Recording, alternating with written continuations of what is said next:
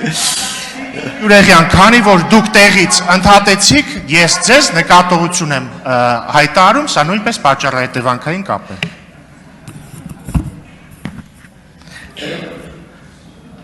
Պատճառահետևանքային կապերին անդրադառնանք, դե եթե կան այսքան հանճարեղ իմաստուններ, ահավասիկ, վառ ներկայացիչ, հենա ինչի եք այս մարմինը պահում, փող եք ծախսում, մարդիկ գաղտնա լսում են, բյուջե, հենա նստեք իմաստուններով, վերլուծություն արեք էլի, բրծեք, ինչ ինֆորմացիա, ինչ ծառայություն, իմաստուններով նստեք որոշեք, այս մարդուն էլ ուղարկեք մարդու իրավունքները կպաշտպանի, մինչև այդ մարդու իրավունքներով եք զբաղվում, ողբալի իրավիճակա, պարոն Ալեքսանյան, ձեր հարցնի պատասխան ասեմ, եթե ձեր հանձնաժողովը 3 տարի ճգնելուց հետո երկներ եւ զեկույց ունենար,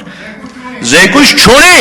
որովհետև այդ թղթի տակ ընդամենը 4 հոգի ստորագրած 11 հոգու Արգելի գործը ուրեմն ասեք կողքնչատի, դուք զախողել եք 4 հոգի իջեցրեք, լրություն պարոն Ալեքսանյան, պարոն Ալեքսանյան, լրեք միակ, 4 հոգի, 4 հոգով զախողել եք, Պարոն Խաչատյան, այս ամեն ինչը սկսեց նրանից հետո, երբ որ դուք բարձր տոնի մեջ սկսեցիք բղավել, մի բղավեք, հանգիստ տոնով ելույթ ունեցեք։ Որովհետև զախողված է փաստաթուղթը։ Հիմա մյուս խնդիրը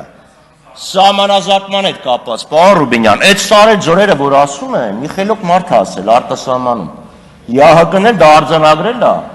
ներակա նախագահության կողմից ուղեցույցում, թե ինչպես պետք է իրականացնել սահմանազատումը, որ եթե կան սարեր եւ ձորեր, այդ սարեր եւ ձորերի շրջանցելու խնդիր կա։ Բայց դե հարցս լրիվ ուրիշ է։ Սահմանազատման հետ կապված։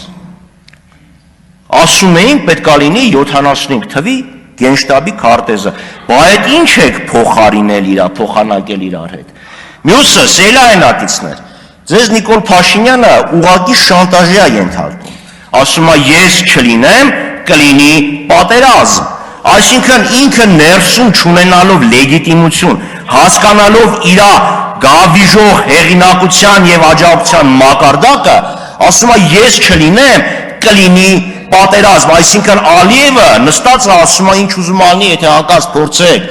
իմ են եղբոր ու մեկ միասին մրցանակ ենք ստացել, իրան եթե չընտրեք, ես կռիվ կբերեմ։ Սելայնակիցներ, ձեզ խաբում են,